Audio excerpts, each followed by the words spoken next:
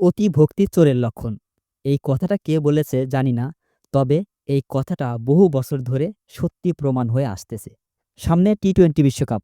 ভারতের মাটিতে খেলবে না বাংলাদেশ। এই কথাটা শোনার পর পাকিস্তান বাংলাদেশকে এত পরিমাণ তেল দিতেছে, মনে হয় পাকিস্তানের তেলের খনি পাওয়া গেছে।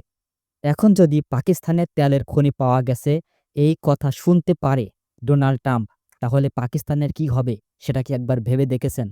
পাকিস্তান কিন্তু বিলুপ্তি হয়ে যাবে। যাই হোক, মূল কথায় আসি। আমার কথা হচ্ছে, পাকিস্তান এত বাংলাদেশকে তেল মারতেছে কেন? আবার বাংলাদেশে কিন্তু তাদের তেল ভালোভাবেই নিচ্ছে। বাংলাদেশ ভারতে গিয়ে টি-20 বিশ্বকাপ খেলবে না।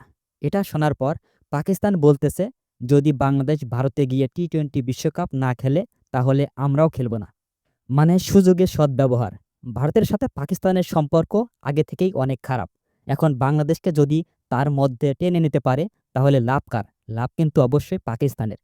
কিছুদিন আগে আইপিএল থেকে মুস্তাফিজকে বাদ দেওয়ার পর পাকিস্তান থেকে অনেক ক্রিকেটার বলেছিল ভারতে আইপিএল না খেললেও মুস্তাফিজকে নাকি তারা পিএসএল এ অনেক বেশি দাম দিয়ে খেলাবে।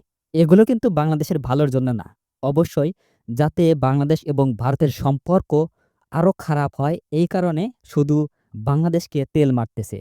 এটা কিন্তু জনগণ ভালোই বোঝে। এখন আবার অনেকে বলতে পারেন আমি ভারতের পক্ষে কথা বলতেছি। আমি আসলে ভারতের পক্ষে কথা বলতেছি না এবং পাকিস্তানের বিপক্ষেও কথা বলতেছি না।